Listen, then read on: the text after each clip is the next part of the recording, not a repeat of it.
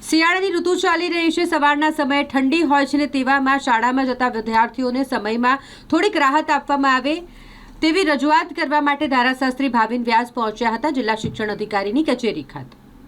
આજે વડોદરા શહેરમાં એક કિસ્સો સામે આવ્યો કે જેમાં 5-10 મિનિટ શાળાએ મોડા પહોંચેલા વિદ્યાર્થીઓને શાળામાં પ્રવેશ આપવામાં ન આવ્યો અને તેમને ઘરે પાછા મોકલી દેવામાં આવ્યા। આ રીતે શાળામાં પ્રવેશ ન આપી વિદ્યાર્થીઓને શિક્ષણથી વંચિત રાખવામાં આવી રહ્યા હોય તેવા આક્ષેપ સાથે સામાજિક કાર્યકર અને ધારાશાસ્ત્રી ભાવિન વ્યાસ તેઓ પહોંચ્યા જિલ્લા શિક્ષણ અધિકારી પાસે અને ત્યાં રજૂઆત કરી છે કે અત્યારે જ્યારે શિયાળાની ઋતુ ચાલી રહી છે તેવા સમયે વિદ્યાર્થીઓને સવારની શાળા દરમિયાન સમયમાં થોડી છૂટછાટ આપવામાં આવે। આપણા બંધારણના રચયિતા બાબા સાહેબ આંબેડકર દ્વારા બાળકોને શિક્ષાનો હક આપવામાં આવ્યો છે।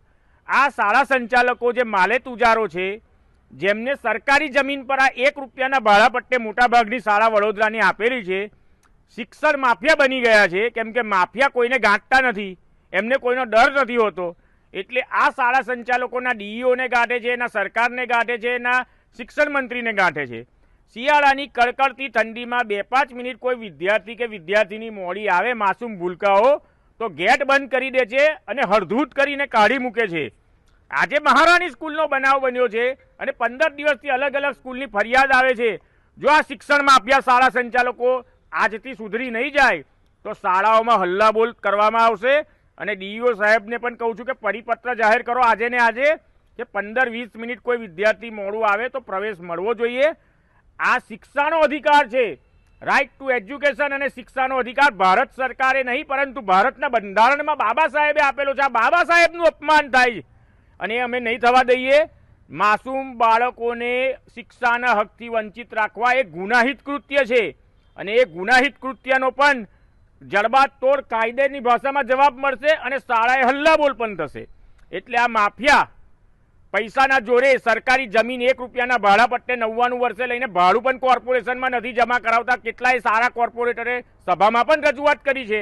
એવા માફિયાઓ સુધરી જાય અને વિદ્યાર્થીઓને આ રીતે હેરાન ના કરે, ભૂલકાઓને શિક્ષણથી વંચિત ના રાખે, નહીં તો જડબાતોડ જવાબ મળશે। આ લોકો ફી ના ભરે તો નીચે બેસાડે, આરટીઈના વિદ્યાર્થીઓને અલગ બેસાડે। સ્વેટર માટે તો કે સ્કૂલનો લોગો જોઈએ, દર વર્ષે સ્વેટરના કલર બદલી નાખે, યુનિફોર્મ આ જ દુકાનથી લેવાના, ચોપડા આ જ દુકાનથી લેવાના। આવું તો માફિયા અને અંડરવર્લ્ડના લોકો પણ નથી કરતા કે ગરીબ અને મધ્યમ વર્ગના લોકોને પરેશાન કરીએ। ગરીબ અને મધ્યમ વર્ગના વિદ્યાર્થીઓના વાલીઓ બોલી નથી શકતા, એટલે આ લોકો તો માફિયાઓ કરતાં પણ નીચે જાય એવા કૃત્ય કરી રહ્યા છે। મહારાણી સ્કૂલની એક ઘટના આજે સામે આવી છે।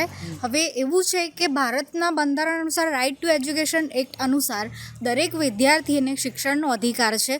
તો શિયાળાની ઋતુ દરમિયાન 5 થી 10 મિનિટ જો કોઈ વિદ્યાર્થીને શાળાએ પહોંચવા માટે મોડું થઈ જાય તો તેને પરત ના મોકલવામાં આવે, 10-15 મિનિટ સુધીનું મોડું ચલાવી લેવામાં આવે, કારણ કે દરેક વિદ્યાર્થીને શિક્ષણનો અધિકાર માનવામાં આવે છે। તો હવે શું કાર્યવાહી થવી જોઈએ આવી મનમાની કરતી શાળાઓ સામે? આજે ડીઈઓ કચેરીએ અમારું આવેદન છે કે આના ઉપર સખ્ત કાર્યવાહી કરવામાં આવે અને એક દ્રષ્ટિ દોરવા માટે અમારા દ્વારા આજ રોજ આવેદનપત્ર આપવામાં આવ્યું છે। કાર્યવાહી નહીં થાય તો શું આગળ શું સ્ટેન્ડ રહેશે? તો જે શાળાઓ આ ઘટના કરી રહી છે કે વિદ્યાર્થીઓને 5 થી 10 મિનિટ જો મોડું થાય છે અને ઘરે પરત મોકલે છે તે વિરુદ્ધ કાયદેસરની કાર્યવાહી અમે હાથ ધરીશું। શું નામ હતું? કુમકુમ મજમુદાર।